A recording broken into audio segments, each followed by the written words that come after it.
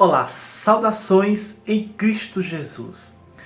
Fomos libertos do poder do pecado. Inscreva-se no meu canal Expedito, meu sonho do céu. Portanto, visto que fostes ressuscitados com Cristo, buscai o conhecimento do alto, onde Cristo está, assentado à direita de Deus. Colossenses 3:1. Paulo está conclamando os fiéis cristãos a exercerem na vida prática diária tudo que eles já são posicionalmente bem em Cristo.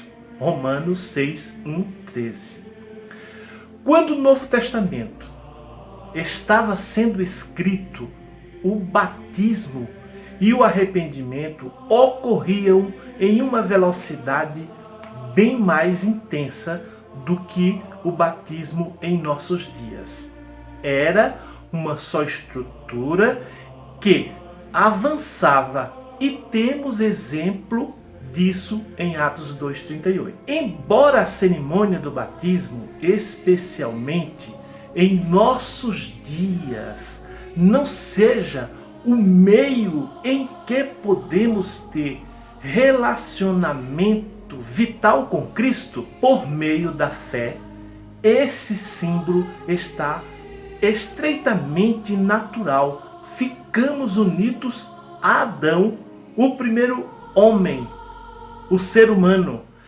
E o batismo simboliza nossa morte para o pecado que herdamos do pai da raça humana, Adão. A nossa ressurreição com Cristo para uma vida eterna de adoração e santidade diante de Deus. Romanos 6:1-13. Portanto, somos sepultados com Ele na morte por meio do batismo, com o propósito de que, assim como Cristo foi ressuscitado dos mortos, mediante a glória do Pai, também nós vivamos uma nova vida. Romanos 6:4. Se desse modo fomos unidos a Ele na semelhança da sua morte, com toda certeza o seremos também na semelhança da sua ressurreição. Romanos 6:5. Temos conhecimento que a nossa velha humanidade em Adão, como família adâmica, foi crucificada com ele, a fim de que o corpo sujeito ao pecado fosse destruído, para que nunca mais venhamos a servir ao pecado. Portanto, todo aquele que morreu já foi justificado pelo pecado. E mais, se morremos em Cristo, cremos que também com Ele viveremos.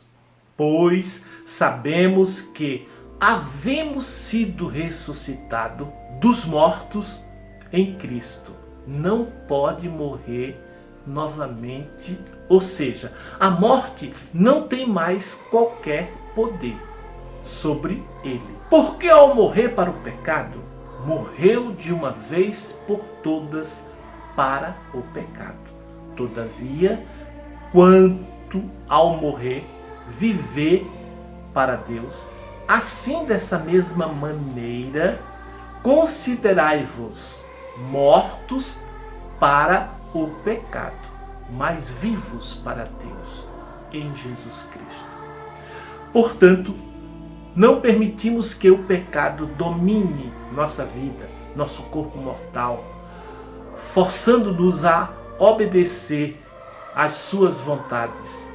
Tampouco entregueis os vossos membros do vosso corpo ao pecado, como instrumentos de iniquidade, e consagrai-vos a Deus como quem fostes levantados da morte para a vida, e ofereçais os vossos membros do corpo a Ele como instrumento de justiça. Romanos 6:13. Esse é o chamado eloquente para que o cristão sincero torne-se na vida diária, em seus relacionamentos, aquilo que ele já é por posição. Morto para esse sistema mundial pecaminoso e para o seu pecado, que, mesmo agonizante, luta por fazer prevalecer suas vontades na alma do crente. E vivo para adorar e servir a Deus após a tomada de posição, o próprio passo em direção à vitória do cristão sobre o pecado é a decisiva e perseverante recusa de permitir que o pecado volte a dominar sua vida. Finalmente, o último passo tem a ver com a entrega absoluta da vida,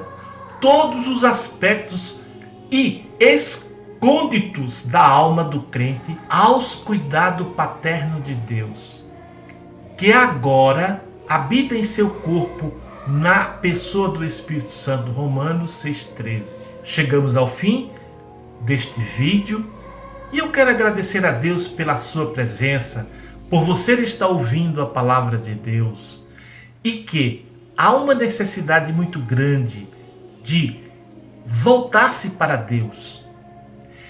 Você tem dúvida?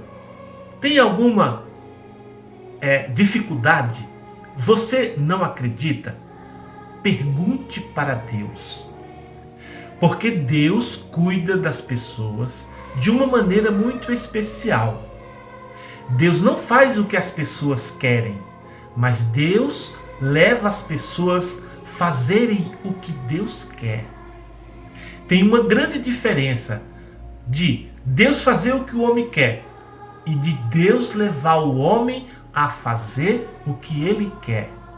Ele quer trabalhar na sua vida. Ele tem um plano sobre a sua vida. Então, aproveite este momento, entregue sua vida ao Senhor.